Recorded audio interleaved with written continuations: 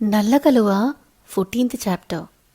అవునా, అంటే love marriage అని ఎక్సైటింగ్గా అని అంతలోనే మళ్ళీ ఏదో తట్టి, చూడు విశ్వ, అమ్మాయి మాత్రం నల్లపిల్ల పేరు చెప్పావనుకో అని వేద్ అంటూ ఉండగానే, ఎస్, వైశాలినే నేను పెళ్లి చేసుకోవాలి అనుకుంటున్నాను. నన్ను, నా మనసును చాలా బాగా అర్థం చేసుకున్నావురా అని వేద్ని హాక్ చేసుకుంటాడు విశ్వ. వేద్ ఒక్క క్షణం మైండ్ బ్లాక్ అయిపోతుంది. అయినా వెంటనే తేరుకుని విశ్వని దూరం జరిపి, ఏంట్రా జోకులేస్తున్నావా అని అడుగుతాడు వేద్ కోపంగా. ఇలాంటి విషయాల్లో నేను జోక్స్ వేస్తానా వేద్ అని నార్మల్గా అంటాడు విశ్వ. సరేలే, మనిద్దరి పెళ్ళి ఒకేసారి జరగాలి అని చెప్పి నీ మీద ప్రెషర్ పెట్టినట్టున్నాను, అందుకే నువ్వు తనని చేసుకోవాలి అనుకుంటున్నావు. ఏం అవసరం లేదులే, నా పెళ్లితో పాటు నీ పెళ్లి జరగవలసిన అవసరం లేదు ఇప్పుడు. కాకపోతే ఇంకో 4 సంవత్సరాల తర్వాత చేసుకున్నా నేనేమీ ఫీల్ అవ్వను, కానీ నువ్వు మాత్రం ఆ నల్లపిల్లని చేసుకుంటాని మాత్రం ఇంకోసారి అనుకురా అంటాడు వేద్. 4 సంవత్సరాలు కాదురా, 40 సంవత్సరాల తర్వాత అయినా నేను తననే చేసుకోవాలి అనుకుంటున్నాను అని సీరియస్గా చెప్తాడు విశ్వ. అసలు ఏం మాట్లాడుతున్నావురా? ఆమెని చేసుకుంటే నీ పేరు ఎలా ఉంటుందో తెలుసా?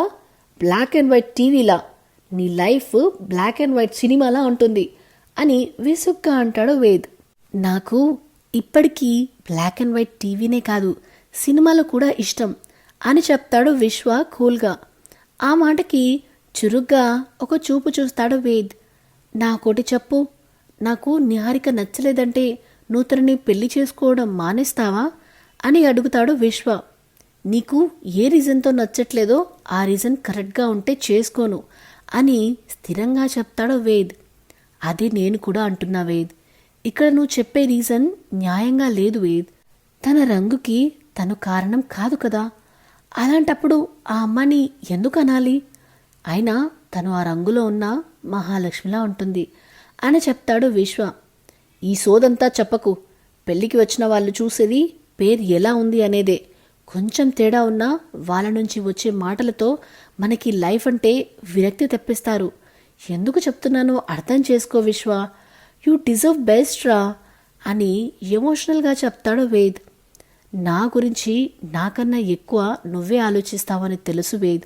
ఇంకా వైషు కన్నా బెస్ట్ నా లైఫ్లో ఏదీ లేదు, ఉండదు కూడా అని చెప్తాడు విశ్వ. ఇప్పుడు నువ్వు ఆ పిల్లని పెళ్లి చేసుకుంటే మన స్నేహం ఇంతటితో ముగిసిపోతుంది అని బ్లాక్మెయిలింగ్లోకి దిగుతాడు వేద్. నీకు నచ్చకపోతే తనని పెళ్లి చేసుకోను అని చెప్పగానే వేద్ మొహం వికసిస్తుంది. అలాగే ఇంకెవరిని చేసుకోను, నీ పెళ్లి రోజు సన్యాసం తీసుకుంటాను నేను అని విశ్వ చెప్పగానే మళ్ళీ బీపీ రైజ్ అవుతుంది వేద్కి. అంటే ఏంటిప్పుడు, నువ్వు ఆ నల్లపిల్లని చేసుకోవాలని ఫిక్స్ అయ్యావు అంతే కదా అని అడుగుతాడు సీరియస్గా వేద్. అది కూడా నువ్వు ఒప్పుకుంటేనే చేసుకుంటాను అని చెప్తాడు విశ్వ. సీరియస్గా చూస్తాడు విశ్వ వైపు. ప్లీజ్ రా, ఒప్పుకోరా.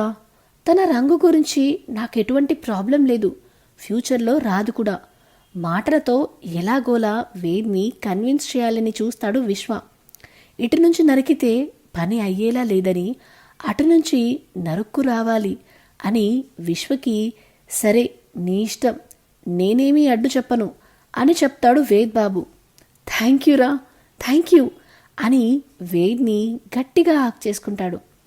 నాకు నీ సంతోషం ఇంపార్టెంట్, కానీ ఆ సంతోషం నల్లపిల్ల అయితే మాత్రం నేను భరించలేనురా అనుకుంటూ ఆలోచనలో పడతాడు వేద్. సో ఇదేనండి నల్ల కలువ 14th చాప్టర్. ఈసారి ఎటువైపు నరుక్కొస్తాడో వేద్ బాబు, వినాలనుందా? అదే వేసి చూడాల్సిందే. ఇలాంటి కొత్త కొత్త అప్డేట్స్, కొత్త కొత్త స్టోరీస్ కోసం మన channel the novel whisperer with విన్యాని సబ్స్క్రైబ్ చేసుకోండి. అలానే అన్నిటికంటే ముందు ఈ వీడియో కనుక మీకు నచ్చినట్టయితే please like, share and comment చేయడం మాత్రం అస్సలు మరవద్దు. Thank you, bye.